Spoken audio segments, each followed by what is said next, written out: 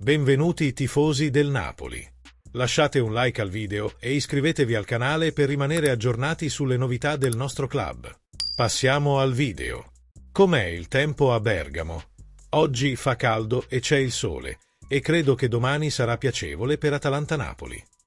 A Bergamo c'è timore del Napoli o, soprattutto, rispetto? C'è molto rispetto. L'Atalanta arriva a questa partita in un momento difficile, nel mezzo della sua corsa ai play-off di Champions League contro il Borussia Dortmund. In Germania ha subito una pesante sconfitta, nonostante una buona prestazione, e lo sforzo fisico si è fatto sentire.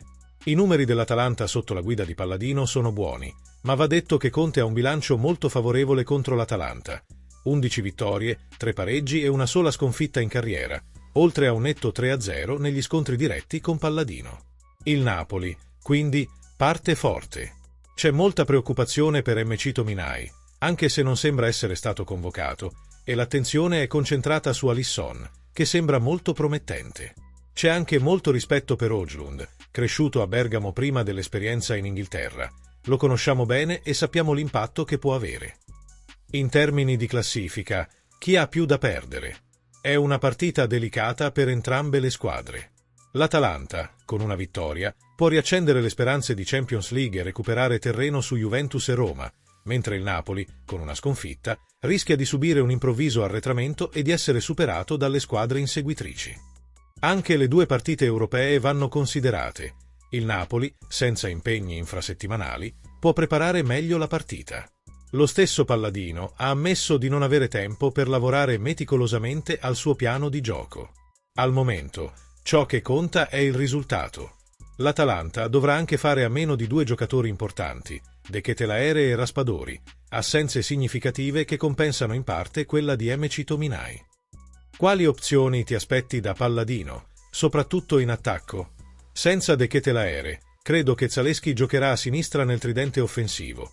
È una delle sorprese di questa fase, ingaggiato come esterno, ma capace di offrire qualità e di inserirsi in area. A destra, il dilemma è tra Samardzic e Sulemana. Samardzic ha una tecnica straordinaria, forse il più talentuoso della squadra, ma finora gli è mancata la continuità.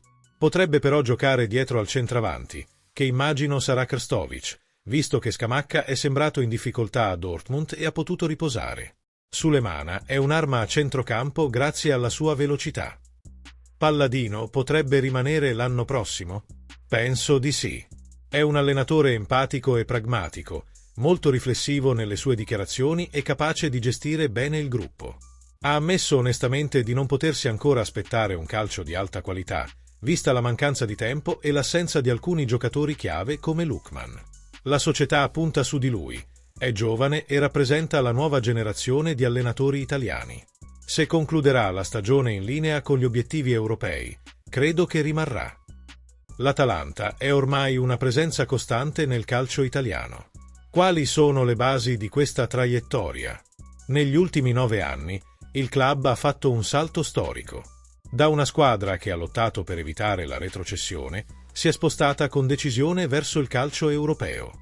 Anche nei momenti difficili, come l'inizio traumatico con Juric, la squadra ha dimostrato uno stile di gioco consolidato. Certo, questo è un anno di adattamento dopo Gasperini, ed era naturale incontrare difficoltà. Ma la solidità del club, le scelte tecniche e, soprattutto, il nuovo stadio rappresentano la base per mantenere un livello elevato. Lo stadio è un elemento cruciale per garantire continuità e crescita. C'è un problema per Ederson? Si prevede che salterà le prossime partite per infortunio, compresa quella contro il Borussia. Ne siete a conoscenza? La voce è stata confermata. Il brasiliano potrebbe essere fuori.